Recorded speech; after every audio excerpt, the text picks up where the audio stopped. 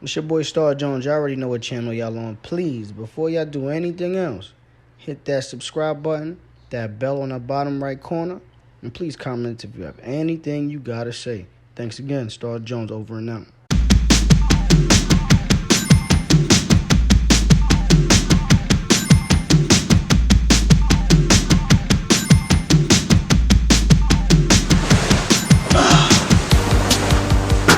What's good, folks? It's your man Star Jones.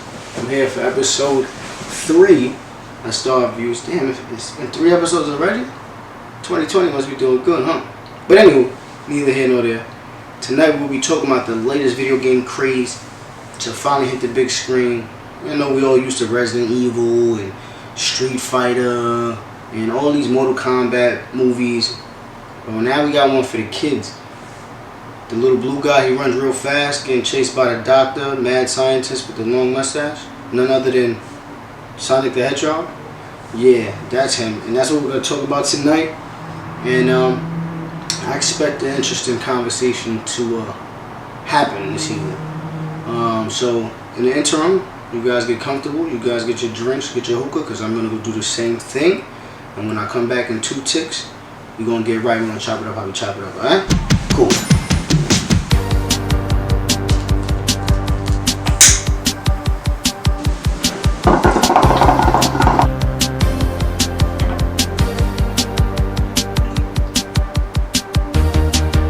So, Sonic the Hedgehog. I will go on record and say that we finally have a backstory for Sonic. Right? Because we always played the games and we never knew where Sonic came from. It has been confirmed. Sonic is not from Earth. Sonic is from another planet, from another galaxy.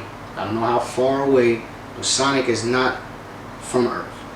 So, early on in the film, you see Sonic as a child. And, you know, he's a child who has amazing powers. He can run as fast as anything you could think of. I think in the film he topped at 300 miles an hour. So picture being a child having this power, you just abuse it. So he has his guardian by the name of Lockclaw. It's a tall speaking owl. I guess in their world animals talk. And said guardian is pretty much Sonic's caretaker. We don't know much about his parents or his lineage or nothing like that because we didn't see any adult blue hedgehogs in the film. But Lockclaw tells him, you know, you have a great power and you should be discreet about it. You shouldn't let anyone know about it. You shouldn't let anyone see you with it because, again, once they see that, they're going to want to obtain said power and ultimately will hurt you to get it. So, foreshadow. A tribe of other animals begin chasing Sonic and wanting to obtain the power. I will go on record and say these said animals look a lot like Knuckles. Yeah, so that might be something to see in the near future. But I will, with that said, I will also say Knuckles is not in the film, so we won't see Knuckles. You won't see Knuckles, so I didn't ruin anything for you. So anyway, so he gets chased out of his planet using the rings that we see in the game. The rings have powers. They create portals. Once he envisions somewhere he wants to go, he throws the ring on the floor and the ring takes him to wherever it is that he thought about. So ultimately said tribe is chasing him and Lockclaw throws the ring, tells him to go through the ring, don't come back. We're going to assume that Lockclaw died, sacrificing herself for Sonic's safety. So there's a time jump in the film, don't know how far ahead, but Sonic is noticeably older, he's taller, when we see him on screen again, and he's residing in the state of Montana in a town called Green Hill. Green Hill actually is not a real place, it's fictional. Go figure. But anyway, so he's living in said town, he's having a great time, being discreet, and one day while he's running around playing, he realizes that he's alone. He realizes that he doesn't have much friends, no friends at all, and it upsets him. So because he's frustrated, he creates this, I guess, electric magnetic pulse because he's running so fast, and it ultimately creates this huge blackout on the west coast of the United States. So the United States government gets involved because they want to know why this happened, and they employ none other than Jim Carrey's character, Dr. Robotnik. When they first casted Jim Carrey's Dr. Robotnik, I was kind of skeptical because, again, we know Dr. Robotnik for being fat and having an extremely long mustache. So we were kind of skeptical about that as fans, but it plays out pretty well for Jim Carrey because he's just amazing. So anyway, Jim Carrey arrives in this town in Montana and begins investigating the blackout.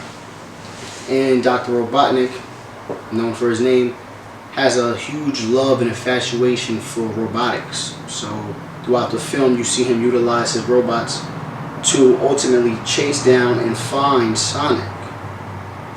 So now Sonic is threatened, he's scared because he knows, again, everything that Lockjaw said to him is coming into effect. You know, the fact that he wasn't discreet and now everyone knows of him and now they want to find him. So he's fleeing, he's quickly gathering his things so he can leave. But in the process, while he's been on Earth, he has grown like this appreciation for Officer Schwowski. I'm terrible at names, but that's James Martin's character. He's the main character in the film, and he's a police officer in this Montana town. So he flees to his home because he really, I don't know where else to go, and ultimately that's when they meet, and that's when the adventure begins. In the process of getting to the officer's home, he loses his rings. Again, these rings have the power to take him wherever it is that he wants to go. And once in the scene where he loses the rings, he envisions San Francisco because of what he's seen on the officer's shirt, and his rings fall through the portal and they end up in San Francisco. So now the whole entire movie, they're being chased by Dr. Robotnik, and they have to get to San Francisco so he can go home. Through the course of the film, we're introduced to Tika Sumpter's character, and pretty much it's just like a cat and mouse the entire film. You have Dr. Robotnik chasing Sonic through the entire film, and it's pretty much honest to the games, so you'll definitely feel like, okay, this is just like the Sonic video game. So it's an hour and 39 minutes of Sonic running around and Dr. Robotnik chasing him with his huge robots, all type of like enhanced vehicles, things of that nature. And they try to, you know, add the comedy element to the film, so you get your little laughs here and there, without a doubt. But that pretty much is it in a nutshell. They've definitely geared this film towards children, and I'm gonna come back in 2 seconds and let y'all know what the final rating will be for Sonic. You know, I know I pretty much ran through this film pretty much rather quickly, but the film is very clear cut. It was nothing discreet. It was no huge plot twist. So, you know, pretty much that's the film. So yeah, I'm gonna give you my rating in 2 seconds. All right, we'll be right back. So we have gotten to the portion of the show where I give it the sexy sounding star ratings. Again, for those who's new to my channel, new to the show, I grade a movie from 1 star to 10 star. So I will say this movie was not to my liking. As much as I did enjoy seeing Sonic on the big screen after being a fan of his for, you know, about 2 decades, it just didn't do anything for me. And I'm kind of upset because now I have to bite my words, because in my last episode I said Sonic has the opportunity to be a better movie than Birds of Prey, and it isn't. They definitely made it clear that this was a children's movie, but with the addition of Jim Carrey, I just anticipated it to be a little bit more geared towards us millennials and generations prior who played the games. I didn't think that they would just focus solely on children, and that's exactly what they did. So yeah, again, as the film progressed, I just never really gravitated towards it. I didn't like it. But I will say, the ending pretty much gave it a higher grade than I initially was going to give it. If the ending wasn't what the ending was, it would have got a low grade. So I'm going to give it 5 stars. And now I'm going to explain why it got the 5 stars as opposed to maybe a 3 or 4. Spoiler, Tails will be in the sequel. If there is a sequel, we will see Tails. So if I wasn't excited about anything else in the film, I was definitely excited once I seen Tails pop on screen. And I said, alright, cool, Sonic got his best friend. And now, whatever lacking enthusiasm I had for any future projects for this franchise or whatever direction they decide to go in, to step in the right direction. And they kind of, again, got me a little excited for a possible sequel because we all love Tails, right? That's Sonic's right-hand man. So seeing Tails was definitely a bright spot, as well as a development for a pre-existing character in the film. That's also something that I'm looking forward to in the sequel. I won't give you another spoiler, but like I said, a pre-existing character in the film, the development for that said character is good, and it's what we're used to, right? So yeah, so the ending definitely shot the rating up, because it had it not been for the introduction of Tails and said character development for the pre-existing character, this would have definitely maybe got a 3 or 4. So 5 stars for Sonic the Hedgehog. Jim Carrey was Jim Carrey. Again, like I said, I just was expecting, I may have been naive for this. I just figured they would, gear a little bit more stuff for us adults, but it just wasn't there. Was it funny? Sure, but it wasn't hilarious. So yeah, 5 stars. I honestly would say save your money. Don't go to the theater. You could wait for this to come on a streaming site. And again, I'm upset because I'm biting my words, because I really expected for Sonic to be better than Birds of Prey, and it wasn't. So yeah. So Sonic, don't waste your money. Wait till it comes on. If you have kids, I'm going to go on record and say there was a child in the theater that told his parents he wanted to leave mid-film. So yeah.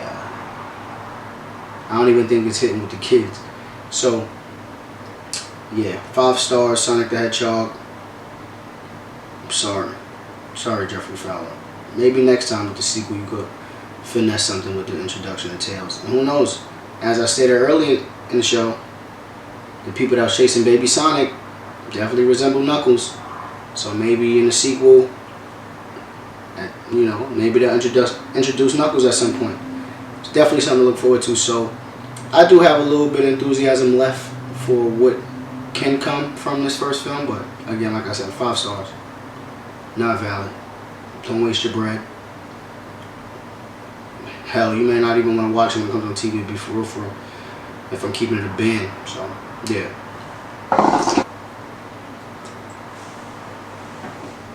Can't waste it. So we have reached the conclusion of episode 3 of Star Views. I want to say thank you guys for coming back, chopping it up with me. Definitely appreciate it. Be sure to hit the like or dislike button. Please jump in the comments, because I'm sure somebody out there that did enjoy this film. I would like to hear why.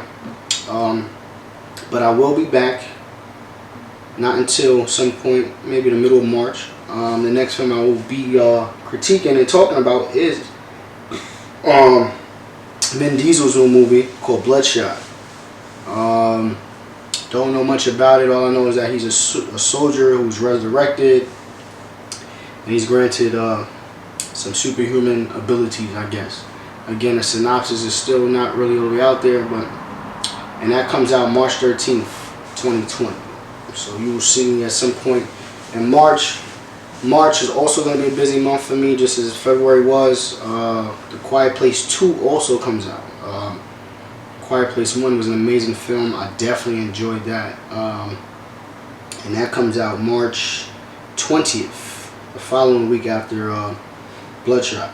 So March is also going to be a fun month for us, and for myself in particular.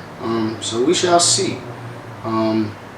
Yeah, March is going to be good. Mulan is actually coming out in March also. Not entirely sure if I'm going to see that. But for a fact, Bloodshot and Quiet Place 2 is on my to-do list. So, with that said, that's my time, folks. Again, please like, dislike, comment, subscribe if you haven't already. Again, Sonic the Hedgehog was a 5-star rated film. Did not like it, don't waste your bread. Alright? That's my time, folks. I'm Star Jonez, over and out. See y'all later.